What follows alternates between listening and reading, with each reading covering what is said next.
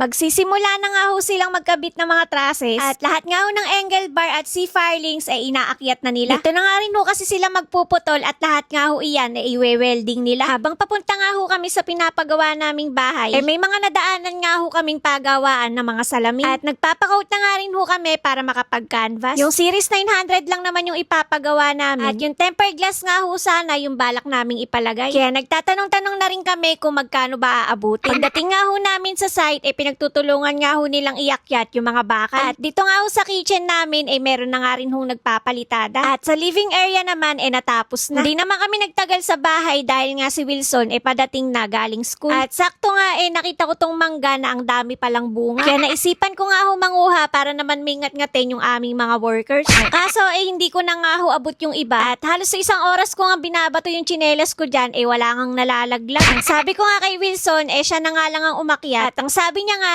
baka naman daw malaglag siya. Sabi ko naman, sasaluhin ko naman siya. Di pag nalaglag naman daw siya, broken na yung bones niya. Bay, wag na nga lang at nagbago na isip ko. Kaya bumalik na nga ho kami ulit dito sa bahay at ganito na nga ho yung dinatnan namin. Lahat nga ho ng bakal na para sa bubong, naiyakyat na nga ho nila. At 4 na piraso na nga lang na angle bar yung natira dito sa baba. Ito nga hong poste, nalagyan na nila ng Surfix cement. At pati nga itong hamba dito sa baba, nalagyan na nga rin nila ng mga simento. Pati nga ho yung sa maid's room, naikabit na nga rin nila yung hamba. Yung mga pamormang pinaggamitan, binabaklas na nga din nila. At yung pader nga ho dito sa kitchen, natapos na nga din palitadahan. At iba na naman nga ho ang trip ni Willie ngayon dahil gusto nga daw niya matry magbistay. At sa tingin ko, nagbabalak na nga tong tumulong dito para makatipid na. Kaso, mukhang sa pagsasalin pa lang ng buhangin, lugi na kagad ang isang araw. At eto pa matindi. Yung feeling niya, ang galing-galing niya na. Di niya alam, nakatali pa pala. Kaya nakita tuloy siya ni Foreman. At sabi nga, tanggalin daw muna yung isang alambre.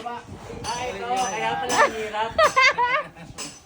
Tanggalin nyo. Abay, sabi ko naman sa'yo, manahimik ka na lang nga sa gilid. At tanggapin na natin na wala talaga tayong maitutulong dito. Dahil pasikat ka nga, ba't parang iba na naman yata yung ginagawa mo? Kakanood mo nga yan ng kung ano-ano. Kaya pati sa pagbibistay, ganun pa rin ang favorite position mo. Abay, manahimik ka na nga at ako'y hiyang-hiya na sa pinaggagawa mo. Kaya umakyat na nga ako kami dito sa taas para tingnan yung mga nagawa na nila. At nagpoporma pa nga lang kasi sila dito, kaya wala pa nga tayo halos makikita. At magsusukat pa nga din kasi sila para sa mga puputulin na bakal. At umakyat nga lang din ho kasi kami dito pagka nga wala na sila. At bukod nga sa delikado dahil nga nagwe-welding sila, nakakaabala na nga din kami. Kaya pagtapos na nga sila gumawa, saka nga lang din kami umaakyat. Ito nga ho sa living at dining area halos patapos na rin nilang palitadahan. At bago nga ho sila umuwi, naglinis muna sila dito sa baba. At naging routine na nga ho nila yan bago sila mag-uwi. At sabay na nga ho nilang ginagawa yung palitada sa loob ng bahay at pagkakabit ng mga trusses. Kaya sa mga susunod na araw, marami na nga ho kayong makikitang pagbabago. At bakit nga daw ho dos yung palitada, pwede naman daw ho uno lang. Iyon daw ho talaga yung standard para nga din hindi mabilis masira. At pagka nga daw ho kasi manipis yung palitada, nagkakaroon nga daw ho ng bitak-bitak. At doon na nga ho tayo sa sigurado at bahala na nga si Batman sa budget. Kaya hanggang dito nga ho muna ulit yung update ko sa inyo ngayong araw. Kaya naman, wag mo kakalimutan i-follow. Bukas na lang ulit!